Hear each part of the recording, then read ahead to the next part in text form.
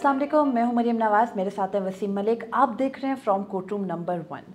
पाकिस्तान में पाकिस्तान तहरीक-ए-इंसाफ का एहतजाज 3 दिन तवज्जो का मरकज़ बना रहा, लेकिन जैसे ही वो एहतजाज किसी एक तरफ हुआ और मामलात थोड़े ठंडे पड़े तो फिर से गूंज है आईनी तरामीम की। आईनी तरामीम के हवाले से आज के दिन 2 बड़ी डेवलपमेंट सामने आई हैं, लेकिन सवाल फिर यही है कि क्या आईनी तरामीम हो सकेंगी या नहीं हो सकेंगी। वफाकी हुकूमत तगदो कर रही है, लेकिन नंबर उनके पास अभी भी पूरे नहीं हैं। पाकिस्तान तहरीक-ए-इंसाफ का एहतजाज आईनी तरामीम को इस वीकेंड से आगे ले जाने की हद तक कामयाब ज़रूर रहा। 2 डेवलपमेंट्स आज आईनी तरामीम के हवाले से क्या हैं, वसीम हम सामने रखते हैं। सबसे पहले ये कि वकला ने कन्वेंशन किया, और वो कन्वेंशन अहम इसलिए है क्योंकि अब पार्टी से आगे निकलकर इंडिपेंडेंट वकला भी बड़ी तादाद में आवाज़ उठा रहे हैं, और लगता है आईनी तरामीम की कोशिश में कोई वकला तहरीक भी हो सकती है।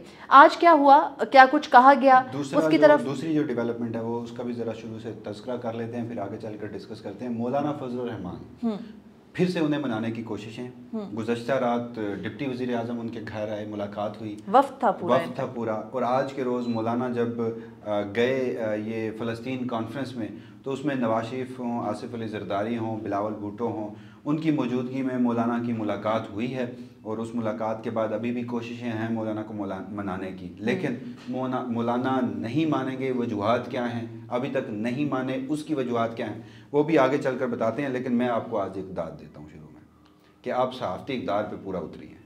आपने 2 टॉपिक्स तो सिलेक्ट कर लिए, लेकिन आपने आज कमरा अदालत नंबर 1 जो एक्चुअल है सुप्रीम कोर्ट ऑफ पाकिस्तान का, जहाँ काजी फजीसा साहब बैठते हैं, वहाँ पे आपका तज़किरा हुआ है। और आपने वो इंट्रो में भी नहीं बताया और वीडियो में। ठीक है, हमें ये पढ़ाया गया सहाफ़त में, हमें सिखाया गया कि सहाफ़ी खबर देता है, सहाफ़ी खबर नहीं बनता।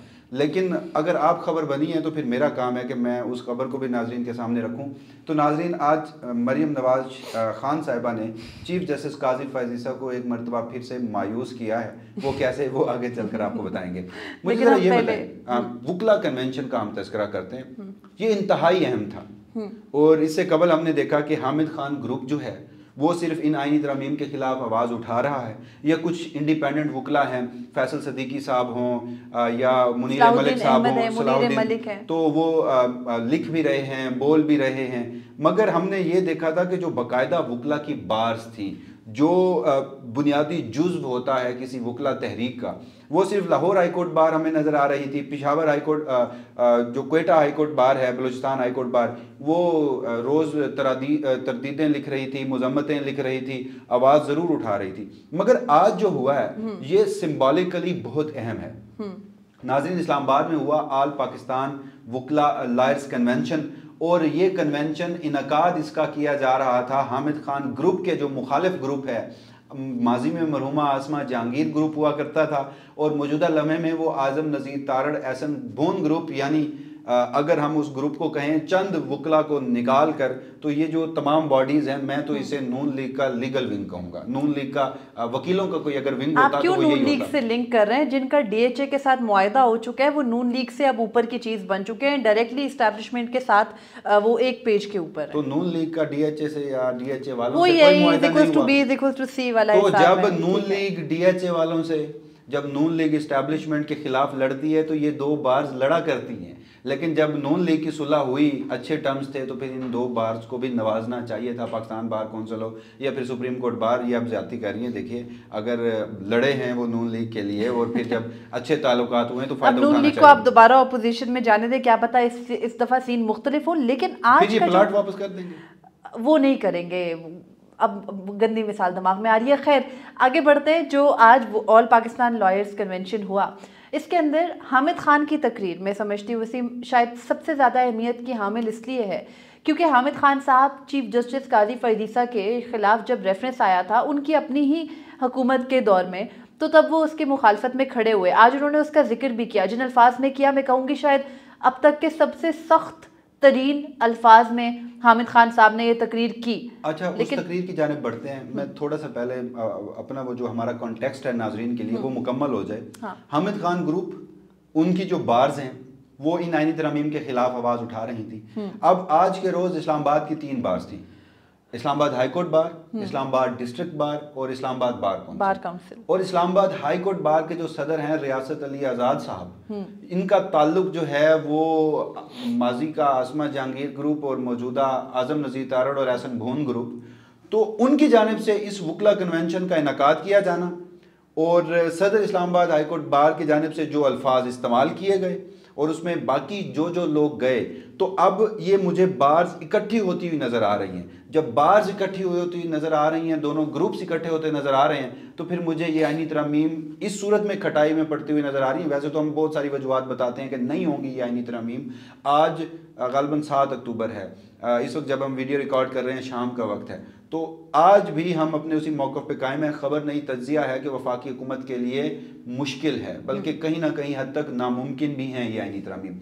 मुझे ज़रा ये बताएं, हामिद खान साहब ने आज कहा क्या है एग्जैक्टली? हामिद खान साहब ने आज ऑल पाकिस्तान लॉयर्स कन्वेंशन के इख्तिताम में जो खिताब किया, मैं कहूँगी वो काफ़ी धुआंधार था। उसके आखिरी 3 मिनट तो शायद मैं उसी तरह से रिपीट ना कर पाऊँ, लेकिन मैं कर दूंगा। हामिद खान साहब ने ये कहा, काम है जो कुछ हुआ उसे रिपोर्ट करे, अल्फाज जो भी हो। अल्फाज का चुनाव भी सहाफ़ी का काम है कि वो बेहतर तरीके से रिपोर्ट करे। अगर कोई रिपोर्ट कर रहा है, देखिए आप, मुझे पता है, मैं फिर आपको टोक रहा हूँ माज़रत के साथ, आपसे भी और नाज़रीन से भी, बिकाऊ माल पे आपको इतराज़ होगा। ऐसा ही है ना कि हामिद खान साहब ने काजी फाजीसा को बिकाऊ माल कहा है, तो काजी फाजीसा साहब कमरा अदालत में बैठ के जब सहाफ़ियों को बिकाऊ माल कहते हैं, आपने, मैंने, हम सब ने रिपोर्ट किया था या नहीं किया था? किया था। आज करना चाहिए या नहीं करना चाहिए? करना चाहिए। आगे बढ़ते हैं। हामिद खान साहब ने कहा कि जुडिशल इंजीनियरिंग की कोशिश की जा रही है और उन्होंने कहा कि जो आईनी तरामीम पेश होने जा रही हैं वो हम किसी सूरत नहीं करने देंगे, हमारी लाशों के ऊपर से गुजरना पड़ेगा हुकूमत को। और उन्होंने कहा कि ये कैसी आईनी तरामीम है, ना वज़ीर आज़म को पता, ना सदर को पता, ना वज़ीर कानून को पता, बल्कि ये बताया जाता है कि ये आईनी तरामीम GHQ में तैयार हुई हैं। उसके बाद हामिद खान साहब ये भी कहते हैं कि वकील अब जमातों से आगे बढ़े, आप जिस भी जमात से हैं, आपका बतौर आइन के सिपाही के तौर पर ये काम है कि आप आगे आएँ और आइन की ये जो एक नई उसमें रद्दोबदल करने की कोशिश की जा रही है इसको ना होने दें। हामिद खान साहब ने ये भी कहा कि जो अदालतें बनाई जा रही हैं, अगर ये बन गई यानी वफाकी आइनी अदालत का क़याम हो गया तो फिर आप आइन को भूल जाएं, आइन कानून मुल्क से वैसे ही ख़त्म हो जाएगा। उन्होंने वकला के साथ, जब वो वकला को अर्ज कर रहे थे कि आप निकले बाहर, तो उन्होंने आमिर फारूक के अलावा हाई कोर्ट के 6 जजेस और हाई कोर्ट के बाकी जितने 7 जजेस हैं उनको भी सलाम पेश किया। फिर उन्होंने 2 आर्टिकल्स का हवाला दिया। द न्यूज़ अखबार में एक ही दिन सलाहुद्दीन अहमद का आर्टिकल छपा जिसमें उन्होंने बाकायदा कानूनी नकात के साथ ये साबित किया कि कैसे आईनी अदालत की ज़रूरत नहीं है, और साथ ही उन्होंने वकला को ये कहा कि ये आर्टिकल आपको पढ़ना चाहिए। और साथ उन्होंने एक और आर्टिकल का, जिसको बिलावल भुट्टो जरदारी ने भी रीट्वीट किया था, वो हाफिज एहसान खोकर का एक आर्टिकल था, उसका हवाला देते हुए ये कहा कि जो शख्स वो आर्टिकल लिखता है कि वफाकी आईनी अदालत का क़याम होना चाहिए, उसको तो उन्होंने कहा कि डूब के मर जाना चाहिए, उस शख्स को अपने काले कोट को आग लगा देनी चाहिए, उसको वकालत छोड़ देनी चाहिए। जो ये कह रहा है कि मौजूदा आइन जो अदालत है, उन्होंने बाकायदा वसीम तशरीह करके बताई कि सुप्रीम कोर्ट भी अभी जो अदालत कायम है, सुप्रीम कोर्ट ऑफ पाकिस्तान आईनी अदालत ही है, लेकिन हाफिज एहसान खोकर ने कैसे आईनी अदालत को डिफेंड कर लिया? नाम ले लिया। मैं यही पूछना चाह रहा था कि हामिद खान साहब इशारा किस जानिब? इशारा मैंने तो पहले भी नाम ही लिया कि हामिद खान साहब ने तो सिर्फ इशारतन कहा, उन्होंने नाम नहीं लिया, लेकिन मैं नाम बता रही हूँ कि वो हाफिज एहसान खोकर का 30 सितंबर 2024 का द न्यूज़ का आर्टिकल था, जिसको बिलावल भुट्टो जरदारी साहब ने भी रीट्वीट करके कहा था कि क्यों आईनी अदालत बनती है ना, तो हाफिज एहसान खोकर साहब जो है आईनी अदालत के जज के तौर पर नॉमिनी भी तो हो सकते हैं। फिर इन्ना लिल्लाहि व इन्ना इलैहि राजिऊन नहीं पढ़ेंगे हम इस सिस्टम पे। खैर, उसके अलावा उन्होंने ये भी कहा हामिद खान साहब ने कि हम दुआ करते हैं कि 1997 वाले जस्टिस सजाद अली शाह को जिस तरीके से हटाने के लिए उनके साथी जजेस इकट्ठे हो गए थे, वो सीन हमें दोबारा देखने ना पड़े। उसके बाद वसीम वो आखिरी 3 मिनट आए तकरीर के, जिसमें हामिद खान साहब ने कहा, गालिबन 3 मिनट से ज़्यादा होंगे, कि उन्होंने कहा कि सुप्रीम कोर्ट में शुक्र है कि इस वक्त भी जजेस वो मौजूद हैं जो आइन और कानून के मुताबिक हैं, लेकिन फिर उन्होंने कहा कुछ ऐसे भी हैं, और फिर कहते हैं एक काजी है जो खुद को काजी कहता है और वो काजी कहलाने के लायक नहीं है। आगे मैं कंटिन्यू कर देता हूँ नाज़रीन। उन्होंने कहा कि मुझे इस बात पर शर्मिंदगी है कि मैंने इस शख्स की खातिर इमरान खान से जंग लड़ी, मुझे नहीं पता था, मुझे लगता था कि ये आज़ाद जज है, मुझे लगता था कि ये अदलिया की आज़ादी को यकीनी बनाएगा। फिर उन्होंने कहा कि ये काजी मुल्क को, अदलिया को तबाह करने की कोशिश करेगा, मुझे ये नहीं पता था। मुझे ये नहीं मालूम था कि किस तरह ये फ्लोर क्रॉसिंग को सपोर्ट करेगा। फिर उन्होंने कहा कि चीफ जस्टिस काजी फायज ईसा के बारे में कि मुझे नहीं पता था कि ये बिकाऊ माल है और ये बिक जाएगा, किस वजह से का सौदा कर लेगा जब ये काजी के मनसब पर बैठेगा। नहीं, उन्होंने कहा कि ये बिकाऊ माल इसलिए है, ये बिकेगा इसलिए, मुझे ये नहीं पता था कि काजी फायज ईसा बिकाऊ माल है, बिक जाएगा, इसलिए कि या तो मेरी उम्र मुद्दत मुलाजमत जो है उसमें तोसी हो जाए या फिर एक नई आईनी अदालत जो बनी है उसका मुझे सरबराह लगा दिया जाए। ये फिर उन्होंने ये भी कहा आखिर में कि उन्होंने कहा कि तुम्हें क्या जल्दी थी फ्लोर क्रॉसिंग से मुतालिक 63 का मामला सुनने की, 2 साल से रिव्यू पेंडिंग था, तुम्हारे रिटायरमेंट में 15 दिन रह गए हैं, तुम जाओ घर, अगला चीफ जस्टिस आके ये मामला लगा देगा। बिल्कुल, ये बहुत सख्त तरीन अल्फाज थे। अगर आपने सुना हो, ये इंटरनेट पर मौजूद भी है ये क्लिप। हामिद खान साहब माजी में वकील रहे हैं चीफ जस्टिस काजी फायज ईसा के, और वो आज उस बात पर ये भी कह रहे हैं कि तारीख के अंदर वो कहते हैं मेरे बारे में भी लिखा जाएगा, मैं गलत था, मैं गलत सिमत खड़ा था कि मैंने डिफेंड किया इनको माजी में इनके रेफरेंस के दौरान। खैर, ये तो हो गया वसीम। अब हुकूमती सतह पर दोबारा कोशिश की जा रही है आईनी तरह। मैं चाहता हूं कि जो दीगर दीगर मुकर्रीन ने भी जो बोला, उनका वन लाइनर आपको मैं बता दूं। रियासत अली आजाद साहब अगेन जिनका हम जिक्र कर चुके हैं, ग्रुप से हैं, उन्होंने कहा कि आईनी पैकेज को मुकम्मल मुस्तरद करते हैं, कोई माई का लाल जुर्रत नहीं कर सकता कि ये आईनी पैकेज मंजूर कराए, हम इस पैकेज को दरिया बुर्द कर देंगे, ये पैकेज जाती मुफाद का है, मुल्की मुफाद का नहीं। रियासत अली आजाद ने मजीद कहा कि आईनी अदालत को सियासी अदालत कहता हूँ, इसके जजेस भी सियासी होंगे, हम किसी ऐसी सियासी अदालत को नहीं मानते। उसके बाद वहाँ हमने देखा कि आज के रोज़ जो मुस्तफ़ा नवाज खोकर साहब हैं वो भी इन्वाइटेड थे और उन्होंने भी इस आईनी अदालत के खिलाफ और इस मुल्की फौजी इस्टेब्लिशमेंट के खिलाफ बड़ी एक ज़बरदस्त और दबंग किस्म की तकरीर की। फिर आगे आके सदर Balochistan high court bar association जो है उन्होंने आज खिताब किया। उनका वन लाइनर ये है कि बलूचिस्तान का हर वकील आईनी तरामीम के खिलाफ खड़ा होगा, जितनी भी कीमत अदा करनी पड़ी हम करेंगे, ये आईनी तरामीम मंजूर नहीं होने देंगे। फिर जो सदर हैं Azad Kashmir high court bar association के, वो भी आज थे। उनका कहना था कि आईनी तरामीम के खिलाफ पूरे आज़ाद कश्मीर के 10 अजला के जितने भी वकला हैं हम आपके साथ खड़े हैं, हम ये मंजूर नहीं होने देंगे। Punjab high court bar association, Lahore high court bar association, Peshawar high court bar association, उनके भी जो सदूर थे वो भी इस कन्वेंशन में शरीक हुए, उन्होंने भी खिताब किया, उन्होंने भी आईनी तरामीम के खिलाफ जो करारदाद मंजूर हुई इस मुजवज़ा आईनी पैकेज के खिलाफ उसमें भी सपोर्ट किया और उन्होंने भी कहा कि वो किसी सूरत से मंजूर नहीं होने देंगे। फिर आगे हामिद खान साहब भी बोले, बाकी भी खैर बहुत सारे वकला जो हैं वो उन्होंने इसमें तकारीर की। आप दूसरे टॉपिक की जानिब आ जाते हैं। बिल्कुल, मौलाना फजलुर रहमान अगेन, जब हुकूमत ने ये पीटीआई के एहतजाज और उनके ऊपर क्रैकडाउन से वो फारिग हुए और फिर जिस तरीके से वो एहतजाज ख़त्म हुआ, उसके बाद ख़त्म तो खैर अभी एलानी तौर पर नहीं हुआ लेकिन गैर एलानिया वो ख़त्म ही है। उसके बाद अब हुकूमत दोबारा से सरगर्म है मौलाना को मनाने के लिए कि किसी तरह मौलाना मान जाएं। और ये भी बताया गया गुज़िश्ता रात एक टॉक शो में बात करते हुए कामरान मुर्तज़ा, जो कि मौलाना की जो पार्टी की पार्लिमानी पार्टी है उसमें एक लीगल साइड पर उनकी अहमियत है बहुत ज़्यादा, उन्होंने एक प्रोग्राम के अंदर ये बताया कामरान मुर्तज़ा ने कि पाकिस्तान पीपल्स पार्टी ने अपना मुसविदा हमारे साथ शेयर कर दिया है और वो ये कहते हैं कि उस मुसविदे के अंदर अब बातचीत होगी, रद्दोबदल होगा। लेकिन वसीम, मुझे लगता है दिन बहुत कम रह गए हैं। आज 7 अक्टूबर है और चीफ जस्टिस काजी फायज ईसा की रिटायरमेंट में अब चंद दिन बाकी रह गए हैं, हम कह सकते हैं 19 दिन बाकी रह गए हैं। अब इन 19 या 18 दिनों के अंदर आईनी तरामीम की एक सरतोड़ कोशिश अगले हफ्ते, ये जो 7 से 13 के बीच का दौरानिया है, इसमें ही की जा सकती थी, लेकिन हमें होती नजर नहीं आ रही। अब आईनी तरमीम अगर दोबारा जीएचक्यू से बन के आ जाए तो और बात है, लेकिन जो मुसवदे शेयर हो रहे हैं इसमें मुझे लग रहा है टाइम बाय हो रहा है। मैं आपके साथ खबर शेयर कर लेता हूँ। आपने कहा ना एहतजाज, 3 दिन ये एहतजाज होता रहा, इस्लामाबाद में गैर मामूली हालात, मुल्क भर में गैर यकीनी की सूरत हाल।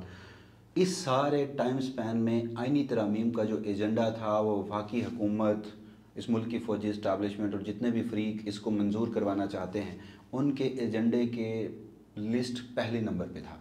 ये कहीं नीचे नहीं आया, डिस्कशन होती रही, कोशिशें पूरी, तवज्जो तो हटा सके थोड़े दिन, तवज्जो हटाई ज़रूर, लेकिन दूसरे जो फ्रीक है ना वो उससे पीछे नहीं हटे, मैं ये बताना चाह रहा था। दूसरी अहम तरीन बात वो ये है कि जो पीपल्स पार्टी ने मुसविदा शेयर किया है, मौलाना का मुसविदा वो अलग है, उस पर हम बात ज़रूर कर लेते हैं जो ज़राए हमें बताते हैं, मगर जो पीपल्स पार्टी का मुसविदा है वो बिल्कुल वही मुसविदा है आज भी। उसमें फ़ौजी अदालतें भी हैं, उसमें हाई कोर्ट के 199 के खिलाफ अपीलें आईनी अदालत में हैं, आईनी अदालत का क़याम भी है, जजेस की उम्र 68 साल भी है, हाई कोर्ट जजेस का ट्रांसफ़र भी है, वो तमाम खौफनाक तरामीम जो पहले थी वो भी मौजूद हैं। मोहसिन नकवी साहब आज से इस एहतजाज से 3 रोज़ कबल मौलाना फजलुर रहमान से मिले थे। उन्होंने वो जो मुसव्वदा दिया था मौलाना को, वो वही था जो पहली मरतबा मंजर आम पे आया था और जो मौलाना को उस वक्त दिया गया था जब उन 2 दिनों में कोशिश की गई थी। यानी ये जो इस मुल्क की इस्टेब्लिशमेंट है वो अपने उस स्टांस से एक कदम पीछे नहीं हटी। पीपल्स पार्टी बड़ी चैंपियन बनती है जमहूरियत की, आइन कहती है कि हमने आइन बनाया था, उनके लिए तो फ्लोर क्रॉसिंग भी जमहूरियत है। उन्होंने क्या किया, वही GHQ से आने वाले मुसव्वदे में एक चीज़ डाल दी कि सूबाई सतह पर भी आईनी अदालतों का क़याम हो। वो एक कदम मजीद आगे बढ़े और उसके बाद मुसव्वदा वही था। अब आ जाते हैं मौलाना फजलुर रहमान के ऊपर। मौजूदा वक्त में इस वक्त 5:44 हो रहे हैं, 7 अक्टूबर है, शाम का वक्त है। मौलाना की आज मुलाकात भी हुई है। मुलाकात के अंदर आसिफ जरदारी सदर पाकिस्तान हैं, वज़ीर आज़म शहबाज शरीफ हैं, नायब वज़ीर आज़म इसहाक डार है, नवाज शरीफ भी मौजूद हैं और मौलाना भी हैं मौजूद हैं। मौलाना नहीं माने, मौलाना टाइम बाय कर रहे हैं, मौलाना सारी सियासी जमातों को इंगेज कर रहे हैं, मौलाना इनकार भी नहीं। मौलाना चाहते हैं कि चीफ जस्टिस काजी फैज़ ईसा चले जाएं तो फिर कोई आईनी तरमीम का मामला आगे बढ़े। ये नहीं है कि वो आईनी तरमीम से इनकार कर रहे हैं, लेकिन उनके मुतालबात डिफरेंट है। आईनी अदालत और फौजी अदालतें और ये सब कुछ नहीं है उसके अंदर। उनका वन लाइनर एजेंडा है। वो कहते हैं कि 25 अक्टूबर के बाद इन आईनी तरमीम के हवाले से बात की जाए। वो चाहते हैं कि पाकिस्तान तहरीक इंसाफ को भी ऑन बोर्ड लिया जाए। अब 25 अक्टूबर के बाद आईनी तरमीम हो सकती है या नहीं, बिलावल भुट्टो जरदारी साहब बता चुके हैं कि हमारे पास सिर्फ वक्त 25 अक्टूबर का है। 25 अक्टूबर के बाद जो शख्सियत सुप्रीम कोर्ट में आएंगी वो आईनी तरमीम नहीं होने देंगी। इस ड्राफ्ट के ऊपर तो एटलीस्ट हम भी समझते हैं कि वो किसी सूरत ऐसा नहीं होने देंगे। अब मौलाना ने, आपने खबर दी थी कि गुज़श्ता रोज़ कामरान मुर्तज़ा साहब ने बताया कहीं, अब उन्होंने ड्राफ्ट बना लिया। हमारे पास, मतलब मेरे पास खबर नहीं है, तज्जिया है मौलाना का ड्राफ्ट कैसा होगा। मौलाना को पहले नंबर पर जो कामरान मुर्तज़ा साहब और मौलाना की हमारे पास ज़राए से भी बातें आती रहीं गुज़श्ता तरमीम की कोशिशों में, और फिर कामरान मुर्तज़ा साहब ने भी उसका बड़ा बरमला इजहार किया, जिसमें उन्होंने कहा था कि वो जी बिलावल भुट्टो जरदारी साहब कहते हैं मजबूरी है, ज़रूरी है करना। मुझे लगता है कि मौलाना के मुसव्वदे में आइन के आर्टिकल 8 में तरमीम फौजी अदालतें नहीं होंगी।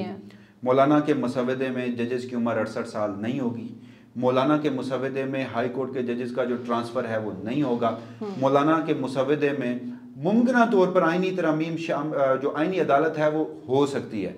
अब वो जो आइनी अदालत है उसकी साख्त क्या होगी, ये अगेन डिबेटेबल है। सुप्रीम कोर्ट को मौलाना ख़त्म नहीं करना चाहते। मौलाना सुप्रीम कोर्ट को किसी और अदालत के ज़ेरे इंतजाम एक मुतवाज़ी निज़ाम नहीं कायम करना चाहते। मुमकिन है मौलाना की ये स्टेटमेंट आ जाए, जो कि ऑलरेडी एक वक्त में आपने प्रैक्टिस एंड प्रोसीजर एक्ट में। लेकिन 13 वोट्स के साथ मौलाना का मुसव्वदा क्या अहमियत रखता है? देखिए, मौलाना का मुसव्वदा 8 पार्लियामान में वोट, 5 सेनेट में वोट। मौलाना आज भी मान जाए तो वफाकी हुकूमत एक कदम आगे बढ़ेगी और तो वो वफाकी हुकूमत के मुसव्वदे पर बढ़ेगी। तो देखिए, मौलाना ने, मैंने अगेन कहा कि टाइम बाय कर रहे हैं, जो दूसरी बात मैं कर रहा था कि प्रैक्टिस एंड प्रोसीजर एक्ट में आपके उस एक सेक्शन उसमें आपने डाला, आपने कहा कि जो आईनी तरमीम का मामला होगा, आईनी तशरीह का मामला होगा, 5 जजेस के ऊपर बैठा एक बेंच सुनेगा। यानी आपने आईनी तरमीम का एक आईनी अदालत तो क़याम कर दी। मौलाना मुमकिन तौर पर कह सकते हैं कि सीनियर 5 जजेस जो हैं वो आईनी अदालत के ऊपर सुनेंगे। तो ये अब तक इतलात है और ये ऑलरेडी हमारे कानून में इस वक्त मौजूद भी है। ये मौलाना का कोई बाहर का मुतालबा नहीं और उसके लिए कोई चीज करना भी नहीं पड़ेगा। आखिर में मुझे पता है आप तो अगेन डिस्कस नहीं करेंगे।